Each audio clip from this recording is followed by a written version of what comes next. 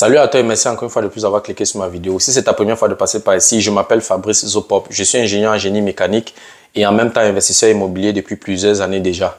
Dans cette chaîne, je parle de 4 thèmes. Je parle d'intelligence financière, je parle d'investissement immobilier, je parle des faits de société, je parle également de sport. Voilà, si ces 4 thèmes t'intéressent, abonne-toi tout simplement à cette chaîne pour ne manquer aucune vidéo. Et si en plus de ça, tu actives la cloche de notification, alors tu recevras de manière automatique une notification lorsqu'une nouvelle vidéo sera publiée. Si entre-temps tu as des questions, des remarques, des suggestions, des critiques ou alors des propositions d'amélioration, n'hésite pas de m'écrire en commentaire. Un like me ferait énormément plaisir. Si tu as besoin de mon expertise, tu peux me contacter à tout moment via les coordonnées qui s'affichent à l'écran. Tu peux également me recommander auprès de tes proches pour leur permettre, n'est-ce pas, de profiter également de mes connaissances. Quand je parle de connaissances ici, je parle d'accompagnement dans l'investissement immobilier, je parle de formation immobilière qui peut être en présentiel, qui peut être virtuelle, je parle d'accompagnement dans la fiscalité immobilière. Si tu aimerais mettre de l'ordre dans tes finances, tu peux également me contacter. Si tu as investi dans l'immobilier et tu aimerais faire grandir ton patrimoine immobilier, tu peux également me contacter. Voilà, si tu as des proches qui aimeraient investir dans l'immobilier en Allemagne, qui vivent en Allemagne ou pas, tu peux également me contacter. Voilà, dans la vidéo d'aujourd'hui, je vais parler de sport.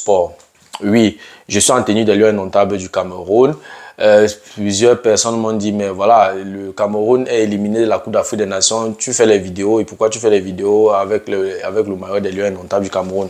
Je dois rappeler une chose, c'est vrai, je dénonce certaines choses qui ne marchent pas dans l'équipe nationale du Cameroun, selon moi, selon mon observation. Ça ne voudrait pas dire que je ne suis pas fan de l'équipe nationale du Cameroun. Attention, je suis fan des Lions indomptables du Cameroun du début jusqu'à la fin. Et il n'y a pas un jour où je vais arrêter d'être fan des Lions indomptables du Cameroun. C'est pour ça que tout ce qui se passe dans la tanière, tout ce qui se passe dans l'équipe nationale, à l'équipe nationale du Cameroun me touche parce que je tiens cette équipe à cœur. Donc du coup, tant que je vais parler de sport, tant que je vais parler de la Coupe d'Afrique des Nations, je serai toujours en maillot des Lions indomptables du Cameroun. Je reste fan, mais bien que le Cameroun soit éliminé, et en plus nous sommes en reconstruction. Donc du coup, ça va prendre quelques temps. Et puis voilà, et on va reconstruire cette équipe et je crois que le Cameroun va bientôt recommencer à gagner. Donc, et en passant, voilà, j'ai décidé donc à partir d'aujourd'hui de ne plus faire de vidéos concernant le sport camerounais, concernant le football camerounais. Et tous mes abonnés, n'est-ce pas, ont décidé à l'unanimité qu'il n'est pas question que j'arrête de parler de sport. J'ai donc pris acte et j'ai pris la décision de continuer à parler de sport, notamment du football camerounais. Voilà, quelqu'un a chanté partir de zéro et devenir héros. Ça, c'est exactement ce que la Côte d'Ivoire est en train de montrer aux yeux du monde. La Côte d'Ivoire est en train de prouver aux yeux du monde que tant qu'il y a vie, il y a espoir. C'est quand même incroyable ce que la Côte d'Ivoire, ce que les éléphants de la Côte d'Ivoire sont en train de nous montrer à la Coupe d'Afrique des Nations. Voilà, dans la vidéo d'aujourd'hui, je vais dire 2 ou 3 mots, n'est-ce pas, par rapport au match de demi-finale de la Coupe d'Afrique des Nations qui va prendre fin à la fin de cette semaine. Et je dois avouer que je suis émerveillé, je suis très très content du niveau de la compétition. Et déjà, j'ai fait des pronostics et vraiment des bons pronostics. En tout cas, je vais parcourir mes pronostics, je vais parcourir toutes ces 2 rencontres, toutes ces 2 belles demi-finales au cours de cette vidéo. Si tu veux en savoir plus, reste scotché la suite juste après le générique.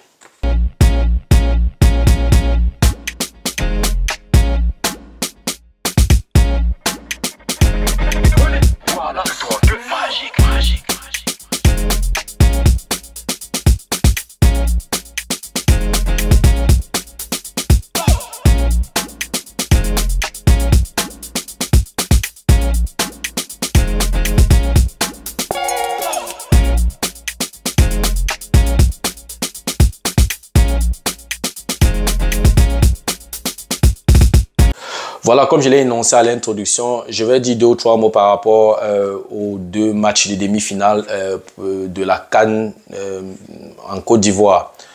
Voilà, je dois avouer que avant le début de la compétition, j'ai fait des pronostics et j'ai fait une vidéo où je vous ai fait part de mes 5 favoris.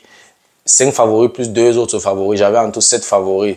Prends d'abord quelques minutes et regarde cette vidéo et on revient juste après. Je vais donc voilà, vous présenter ou alors je vais vous dévoiler mes 5 favoris à la prochaine Coupe d'Afrique des Nations. Déjà, mon premier favori ou alors la première nation que je vois dans le dernier carré, c'est le Maroc. Le Maroc est une très bonne équipe de football, une équipe relativement jeune. Et le Maroc a fait une très bonne Coupe du Monde. Voilà, on ne peut pas le nier. Le Maroc a joué jusqu'en demi-finale. Voilà, ce n'est pas donné. C'est la première équipe africaine à atteindre ce niveau de la compétition. Et en plus de ça, cette équipe qui a joué la demi-finale, la plupart des piliers de cette équipe sont encore dans l'équipe. Donc, ça donne, je vais dire, voilà, tous ces piliers qui ont fait une très bonne Coupe du Monde seront également présents à la Coupe d'Afrique des Nations. Et je vois donc, pour cette raison, je vois le Maroc dans le dernier carré parce que voilà, ils ont encore gagné en cohésion dans le groupe. Voilà, ces piliers ont encore mûri, ils ont joué ensemble. On a vu le match amicaux, on a vu le match de qualification. Donc, moi, je vois le Maroc comme, voilà, c'est pour moi l'équipe favorite numéro 1 à la prochaine Coupe d'Afrique des Nations. Deuxième favori à la Coupe d'Afrique des Nations qui aura lieu en Côte d'Ivoire dans quelques semaines. Je vois le Sénégal. Le Sénégal est quand même le champion d'Afrique en titre. Et le Sénégal a une très très bonne équipe, une équipe où voilà, les joueurs qui s'entendent, ça fait il y a plusieurs années que ces jeunes jouent ensemble, se connaissent, il y a une cohésion, il y a une confiance dans le groupe, il y a une certaine télépathie. J'ai vu le Sénégal jouer contre le Cameroun en France il y a quelques semaines, il y a quelques mois, donc je les ai vus jouer, ils se comprennent, ils n'ont pas besoin de se voir avant de se faire des passes. En fait, il y a une cohésion, il y a l'envie, il y a la volonté. Donc moi je vois cette équipe aller loin à la prochaine Coupe d'Afrique des Nations. On a un groupe qui est aussi constant, on n'a pas trop de blessés, on n'a pas de clignotants, on n'a pas de joueurs, voilà, de joueurs horoscope qui jouent bien aujourd'hui, qui ne jouent pas bien demain. Voilà, donc c'est une équipe qui est stable et voilà, je ne vois pas ce qui va les empêcher d'atteindre le dernier carré de la Coupe d'Afrique des Nations en Côte d'Ivoire. Donc je vois également le Sénégal dans le dernier carré de la Coupe d'Afrique des Nations. Troisième pays parmi mes 5 favoris, je vois également l'Égypte. L'Égypte est quand même vice-champion d'Afrique. Donc, en titre, voilà, ils ont joué la finale de la Coupe d'Afrique des Nations qui a eu lieu au Cameroun en 2022, oui. Et voilà, l'Égypte, je peux dire, c'est la meilleure équipe africaine en ce qui concerne la Coupe d'Afrique des Nations. Et l'Égypte est toujours présente, l'Égypte qui maîtrise cette compétition et l'Égypte a toujours fait une belle prestation, généralement en demi-finale, finale, demi-finale, finale et ça s'explique également avec le nombre de trophées qu'ils ont déjà remportés. Et l'Égypte, même quand l'Égypte est en difficulté, atteint quand même les demi-finales ou la finale. Donc, même quand ils n'ont pas de joueurs qui jouent au très haut niveau, ils ont quand même un championnat interne, un championnat national qui est assez intéressant, où ils peuvent avoir de très bons joueurs et ils ont généralement un jeu d'équipe qui est très très intéressant. Ils jouent vraiment, ils ont un jeu collectif que j'adore et voilà, ils ont une bonne cohésion du groupe et ils maîtrisent la compétition. Donc, ce sont des atouts qui m'ont poussé donc à voir cette équipe aller loin à la prochaine Coupe d'Afrique des Nations. Donc, je vois l'Égypte dans le dernier carré de la Coupe d'Afrique des Nations qui aura lieu en Côte d'Ivoire dans quelques semaines. Voilà. La quatrième équipe qui est dans la liste de mes favoris, c'est le Nigeria. Oui, le Nigeria a eu une bonne période, a été très silencieux ces dernières années, c'est clair, ça c'est vrai. Mais le silence ne veut pas dire que n'est pas synonyme de faiblesse, il faut que ce soit clair. Parfois, le silence peut être une stratégie de recul pour bien sauter. Donc moi, je me dis que pendant ce temps où ils n'étaient pas trop présents sur la scène africaine, ça leur a permis, n'est-ce pas, de reconstituer leur équipe, de reformer une bonne équipe. Et voilà, je pense que le Nigeria aura une très très bonne équipe à la prochaine Coupe d'Afrique des Nations. Et en même temps, le ballon d'or africain ne va pas venir à la Coupe d'Afrique des Nations pour le voir bébé. Je ne pense pas. Il va venir pour faire des buts et il est en forme. Donc du coup, je ne vois pas le Nigeria faire une mauvaise compétition. Ils feront une très très belle prestation à la prochaine Coupe d'Afrique des Nations, raison pour laquelle je vois également le Nigeria aller loin dans cette compétition. Voilà, ça c'était la quatrième équipe. Voilà, la cinquième équipe qui entre dans mes 5 favoris, c'est la Côte d'Ivoire. Bon, je dois avouer que j'ai hésité entre la Côte d'Ivoire et l'Algérie. Mais j'ai préféré la Côte d'Ivoire parce qu'il y a aussi l'influence du pays organisateur. C'est quand même la Côte d'Ivoire qui organise la Coupe du Monde, la Coupe d'Afrique, et ils ont une bonne équipe. Ce n'est pas comme s'ils n'ont pas une bonne équipe. C'est juste qu'il y a parfois des petits réglages à faire dans leur équipe. Il y a parfois des petits dysfonctionnements, mais la Côte d'Ivoire a une bonne équipe. Donc, non seulement ils ont une bonne équipe, la Côte d'Ivoire est le pays organisateur avec le public qui sera avec eux. Le 12e joueur n'est jamais à négliger. Donc, la Côte d'Ivoire va faire également une très belle prestation. Voilà, dans la vidéo, il est clair que mes 5 favoris, je vais notamment utiliser mon tableau pour mes explications comme d'habitude. Voilà, dans la vidéo, il est mentionné, j'avais, n'est-ce pas, choisi mes 5 favoris. J'avais proposé, mon premier favori, c'était le Maroc. Deuxième favori, c'était le Sénégal. Troisième favori, c'était l'Égypte. Mon quatrième favori, c'était le Nigeria. Et mon cinquième favori, c'était la Côte d'Ivoire. C'est clair dans cette vidéo. C'est une vidéo que j'ai tournée juste avant le début de la Coupe d'Afrique des Nations. Maintenant, j'avais également donné les 2 autres favoris, mais que j'avais mis entre parenthèses. Il y avait notamment l'Algérie, et il y avait enfin le Cameroun. Voilà. Donc, qu'est-ce qui s'est passé? Le Maroc a été éliminé, le Sénégal éliminé, l'Égypte éliminé, l'Algérie éliminé, le Cameroun éliminé. Donc, parmi mes 5 favoris, 2 de mes 5 favoris sont qualifiés, donc vont jouer dans la finale. Comme pour dire que j'ai fait de très bons pronostics. C'est ça que j'appelle la lecture, l'observation. Donc, avec les éléments que j'avais, j'ai fait une analyse froide tout en laissant les émotions de côté, tout en restant objectif. Et voilà, la fin donc, de la compétition est en train de me donner raison. Voilà, la Côte d'Ivoire va rencontrer le Nigeria. C'était 2 de mes 5 favoris.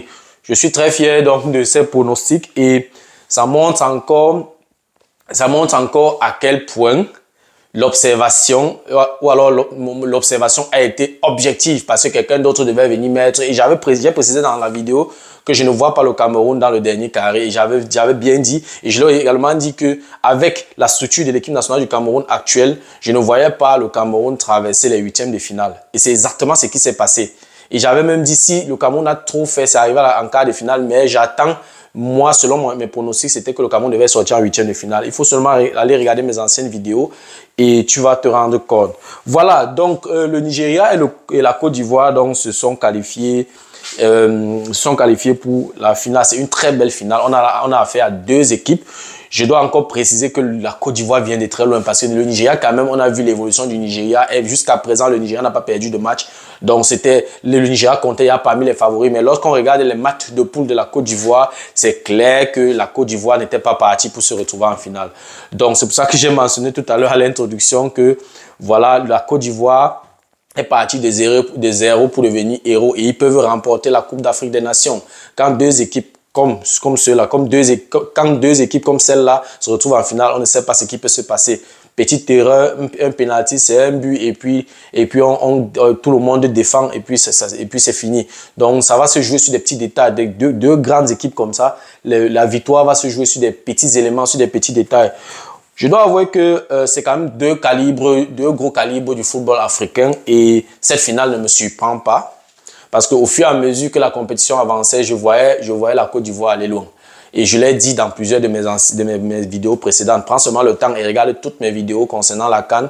Et tu comprendras comment est-ce que j'analysais ou alors comment est-ce que j'observais voilà, ces 2 équipes-là. Donc, comme je disais tantôt, deux de mes favoris sont qualifiés pour la finale. Et les matchs, je vais encore dire 1 ou 2 mots sur les différents matchs. Nous avions le match Nigeria contre l'Afrique du Sud. Et nous avions le match Côte d'Ivoire que je vais abréger CI contre la République démocratique du Congo que je vais appeler RDC. Voilà. Donc, le match de la Côte d'Ivoire s'est soldé par 1-0. Et le match du Nigeria s'est soldé par 5-3. Et à la fin des prolongations, c'était 1-1. Et arrivé au tir au but, n'est-ce pas, le Nigeria a gagné par tir au but 4-2. Voilà. Maintenant, je vais dire quelque chose par rapport aux différents systèmes de jeu que j'ai trouvé quand même impressionnant. Je vais continuer avec la couleur bleue. Les systèmes de jeu, je vais commencer par le Nigeria. Comme j'ai dit, le Nigeria est une équipe qui n'encaisse pas. Le Nigeria a encaissé 2 buts depuis le début de la compétition, ce qui est remarquable. Et je l'ai dit il y a quelques jours, le Nigeria est une équipe compétitive qui sait défendre, très disciplinée, respecte son système de jeu, reste compact et ils ont un très beau jeu. Ils ont des milieux de terrain très, très créatifs et ils ont un attaquant buteur, un attaquant qui met toutes les défenses en difficulté. Et vraiment, pour moi, Osimhen est le meilleur joueur de la compétition. Voilà. Donc, le Nigeria a joué dans ce match en 3-4-3. Oui, c'est un système de jeu que je n'aime pas trop. Mais quand on regarde le Nigeria jouer, c'était un 3-4-3. Mais il y avait 2 joueurs parmi les 4, la deuxième ligne qui jouaient comme des pistons. C'est-à-dire qui montaient, qui descendaient. C'était des machines à jouer. Avec un milieu de terrain très, très compact. C'est-à-dire que c'est incroyable ce que le Nigeria a proposé comme jeu hier. Donc, ils ont joué en 3-4-3. Et l'Afrique du Sud avec le coach Hugo Broos, l'Afrique du Sud qui a respecté l'adversaire, qui a respecté le Nigeria en jouant à 5-4-1. Justement, ils savent que c'est le grand Nigeria. On sent une équipe qui a observé son adversaire. Ils ont respecté le Nigeria et ils ont eu un dispositif, un système de jeu 5-4-1. Quand on voit le système de jeu 5-4-1, on comprend déjà l'idée que le coach a, la philosophie du coach. Le coach a compris que c'est une équipe qui est supérieure à moi. Donc, pour pouvoir m'en sortir, je dois être compact de derrière vers l'avant. C'est-à-dire que je dois être compact derrière et ils ont prouvé. Ils ont tenu le Nigeria 120 minutes. Ils n'ont encaissé qu'un seul but par penalty. Ça veut dire ce que ça veut dire. Ça veut dire que l'Afrique du Sud était au niveau et ils ont eu tellement des occasions. Hein, mais l'Afrique du Sud pouvait gagner. L'Afrique du Sud pouvait gagner. Si le gardien de but sud-africain faisait la même chose comme il a fait en quart de finale, je crois que le Nigeria serait éliminé. Donc, on peut dire... Le coach il connaît les forces de son équipe. Monsieur Hugo Broos, bravo, je vous donne un coup de chapeau. Il a su que son équipe est inférieure à l'équipe du Nigeria et il a su mettre un bon dispositif en place et ça a payé. Vraiment, les Sud-Africains ont fait un très, très beau jeu hier. J'étais énormément surpris. Ils ont tenu tête au grand Nigeria. Donc, et pour moi, le meilleur joueur, le meilleur joueur nigérian, c'était Victor Osimhen. Et le meilleur joueur sud-africain, c'était Mokoena. Les deux ont fait un très, très bon match. Donc, on peut dire que, oui, c'était un match équilibré, un beau match. Bien que l'Afrique du Sud a eu une possession de balle un peu plus élevée que le Nigeria, mais le Nigeria était très, très dangereux dans les contre-attaques, on a vu. Et surtout, le but d'Osimhen qui a été refusé. Voilà, c'est le football. Et cette histoire de la VAR qui met encore les joueurs dans un suspense. Ils sont déjà suffisamment stressés au stade. Il y a les spectateurs qui les stressent. Il y a la pression du match et tout le reste. Et en plus de ça, vient encore s'ajouter la pression de la VAR. Il est inadmissible qu'après une action de jeu, après une faute, comme la faute sur l'attaquant sud-africain, le Nigeria déclenche une contre-attaque en 3 passes, 4 passes directement. Il se retrouve dans la surface de réparation et boum, but d'Osimhen. Et tout le monde jubile jusqu'à... Et puis quelques secondes après, ou bien quelques minutes après, on peut vérifier la VAR, il y avait une faute avant et on refuse le but. On refuse le but puisque la faute qui était avant était dans la surface de réparation. Allez directement, penalty. Tu viens de marquer, on refuse ton but et on met le penalty contre toi et tu encaisses. Et ça a gâté le match. Donc, et à un moment donné, lorsque le Nigeria a encaissé, le Nigeria a commencé à paniquer. On a vu dans les dernières minutes comment le Nigeria paniquait parce que bon, il y avait déjà la fatigue qui s'installait. Il y a même une faute du défenseur central nigérian. C'était clair que c'était la fatigue. Il a fait une faute tactique où il a eu le carton jaune. Oui, ça fait également partie du jeu. Et voilà, c'était un très beau match de demi-finale. Et j'étais très content. J'ai été servi du beau jeu. On a vu des équipes qui avaient la volonté. On a vu des équipes qui poussaient vers l'avant, malgré le fait que l'Afrique du Sud jouait en 5-4-1. On a vu l'Afrique du Sud qui poussait, qui allait vers l'avant, qui s'est créé des occasions de but. Ils ont frappé plusieurs fois au goal. Et ils avaient même la possession de balle. Pourtant, ils avaient un bloc. En fait, ils avaient un système plus défensif au départ. Donc, c'était vraiment impressionnant ce que j'ai vu. J'ai vu le match du Nigeria, Afrique du Sud. Pareil pour la Côte d'Ivoire et le match de la Côte d'Ivoire contre la République démocratique du Congo. Voilà, la Côte d'Ivoire a joué en 4-3-3. La Côte d'Ivoire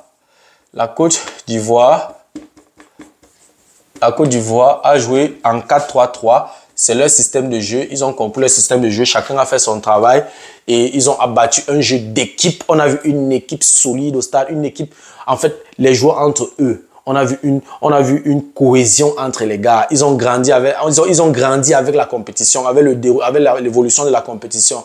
Et ils ont mouillé le maillot. Quand je vois la performance de Franck Kessié, ça veut dire que je suis ébloui, les mots me manquent. Non, vraiment, bravo à toi, Franck Kessié. C'est ce genre de milieu de terrain que je veux voir jouer. Vraiment, c'était extraordinaire ce que tu as fait à cette CAN. Et je crois que tu as été dans cette compétition la plaque tournante de l'équipe de la Côte d'Ivoire.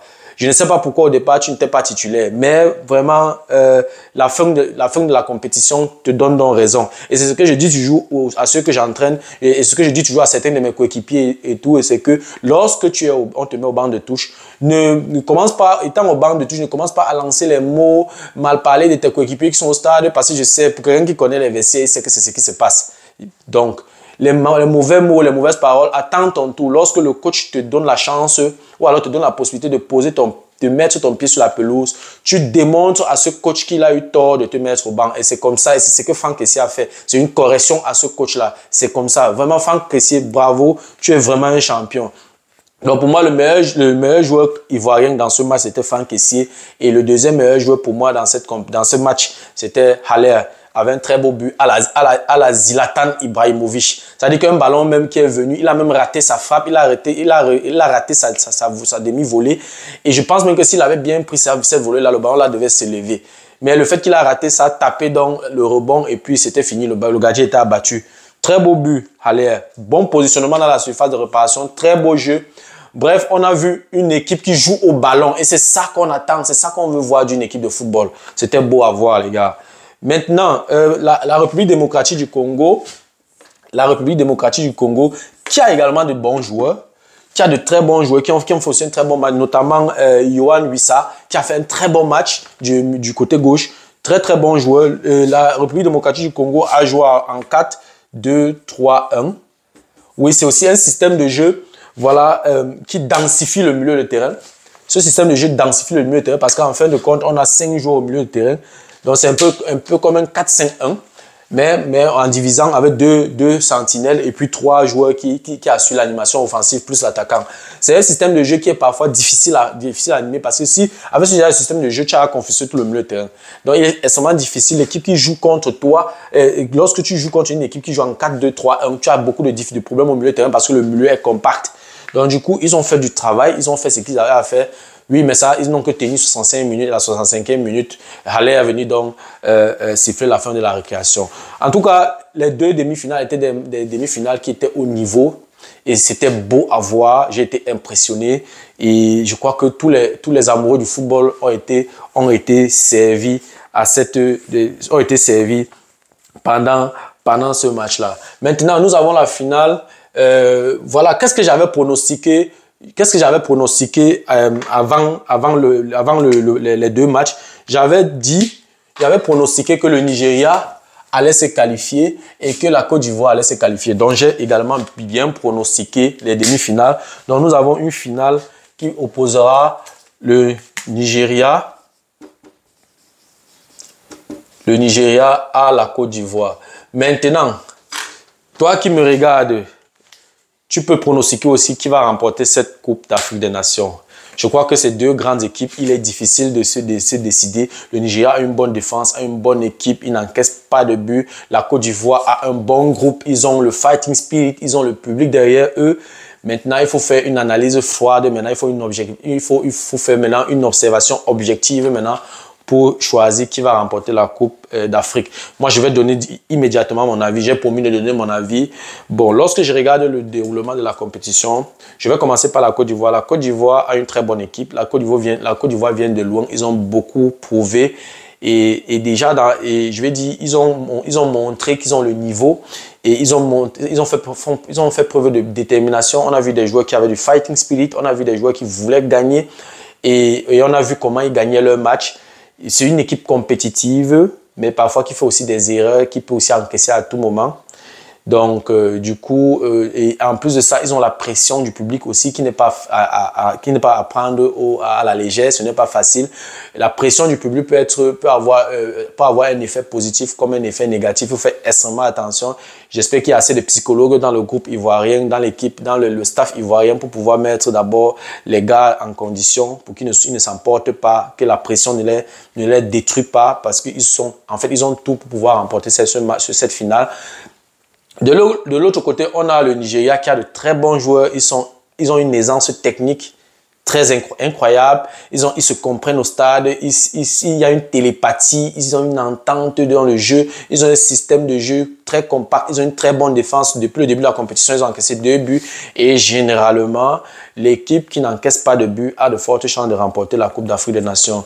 Donc, lorsque je fais cette observation-là, c'est vrai, j'aime la Côte d'Ivoire. J'aimerais... Si je laisse parler mon cœur, si je laisse parler mes émotions, je dirais que la Côte d'Ivoire va remporter la Coupe d'Afrique des Nations. Mais comme je dois faire une analyse froide, je dois faire une observation objective, avec les éléments que j'ai, je pense que le Nigeria sera champion d'Afrique.